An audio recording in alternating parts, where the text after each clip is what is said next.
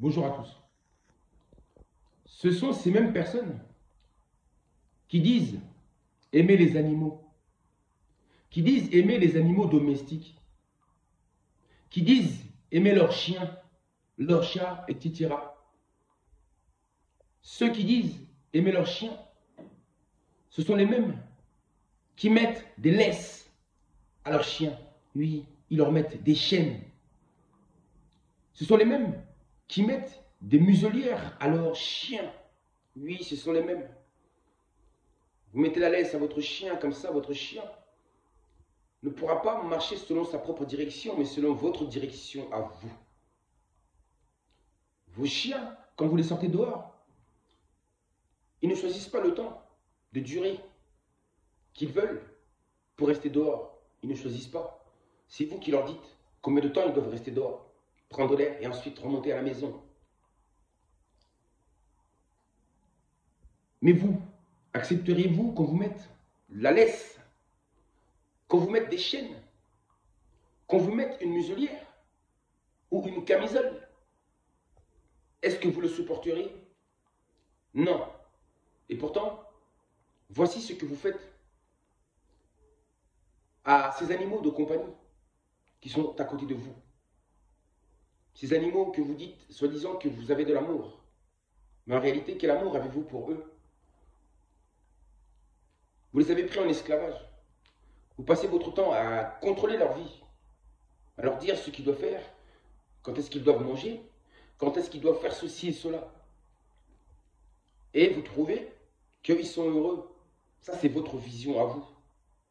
Mais vous ne savez pas ce que les animaux ressentent en réalité. Mais je suis sûr que ce qu'ils ressentent n'est pas positif, ne peut pas être positif. Parce que nous, n'accepterons pas. Nous, les humains, nous n'accepterons pas qu'on puisse nous mettre la laisse. Même si quelque part, ils nous mettent la laisse d'une autre manière. Mais ça, je ne vais pas rentrer dans ce détail-là. Mais je vous parle de mettre la laisse physiquement, comme vous êtes. De mettre la muselière sur un animal. Pourquoi vous faites ça? Vous pensez que ce sont des objets? Vous pensez qu'ils sont inférieurs à vous? À nous les humains? Ce sont nos semblables, je le répète encore. Nous provenons de la même source. Nous sommes les mêmes. Nous provenons de l'eau, de l'océan primordial. Tous nous contenons de l'eau en nous. Nous sommes des êtres des eaux.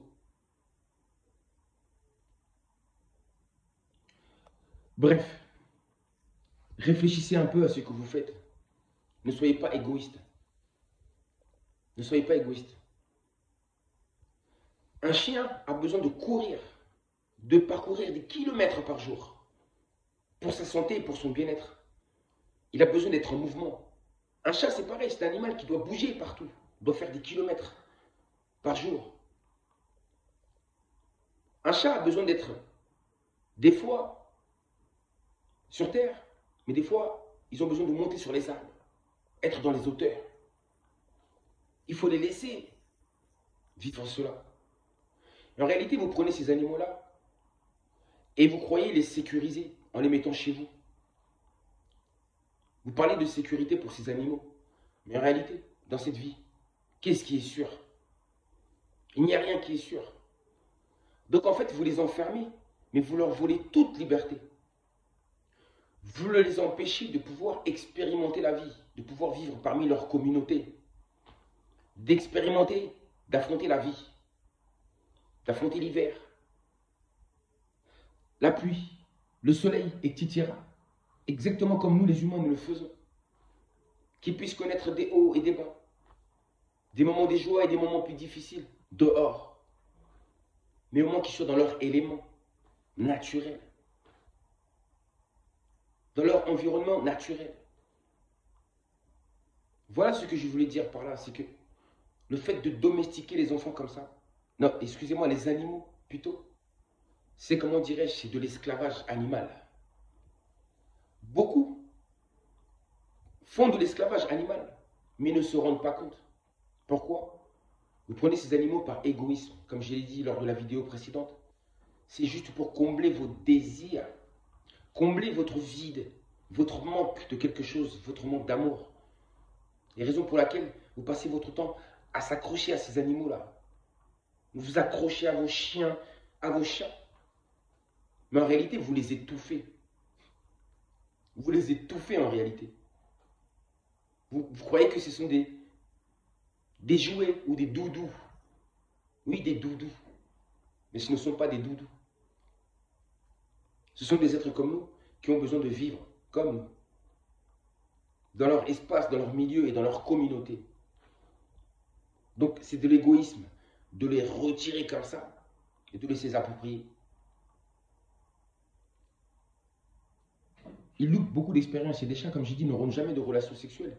Et des chats qui n'auront jamais d'enfants. Jamais. Il y a par exemple des chats qui n'ont jamais rencontré d'autres chats. Ils sont complètement isolés, isolés, isolés. Dites-moi, c'est ça que vous appelez l'amour des animaux? C'est ça l'amour des animaux? C'est vous qui vous prétendez être des défenseurs des animaux? De la cause animale? C'est une aberration, c'est une abomination. Et combien aussi prennent des chats chez eux, puis après les rejettent dehors? Vous prenez des animaux, après vous les jetez dehors quand vous n'en pouvez plus. Quand vous voyez que c'est trop étouffant, qu'il n'y a pas assez de place pour vous, hein? Qu'il n'y a pas, déjà dans vos maisons, il n'y a pas assez de place. Quand vous rajoutez les animaux, vous vous sentez étouffé. Vous voyez que l'animal demande plus que ça, que l'animal a besoin de sortir plus que ça, que l'animal a besoin de bouger plus que ça, que l'animal tourne rond dans vos maisons. Et après, quand ça vous dérange, prenez ces animaux, vous les jetez dehors. Il faut juste créer les conditions favorables pour que ces animaux puissent être ensemble, dans leur communauté. C'est possible de faire ça. Mais en tout cas, je ne vous dis pas de mettre vos animaux dehors, surtout pas. Mais d'être conscient du mal que vous faites. Soyez conscient de ce que vous faites. Ne vivez pas aveuglement. Soyez conscient, réfléchissez avant de faire des choses. Voilà comment on tient les animaux en captivité. Et je ne vous parle même pas de la végétation. Comment la végétation est saccagée. Comment la terre est saccagée. Comment la nature est saccagée. Vous pouvez deviner vous-même, parce que vous savez très bien. Regardez-moi l'état du monde actuellement. Regardez-moi comment le monde a été dépouillé. Pour ça que je vous dis, faites attention. Parce qu'il y aura des engloutissements des eaux. Et ça sera la punition. Ça sera les conséquences de toute cette folie. Je dis, il n'y a que les eaux qui pourront vous arrêter votre folie. L'eau, l'océan primordial arrêtera votre folie. Et beaucoup seront engloutis sous les eaux. Garde à vous. Garde à vous.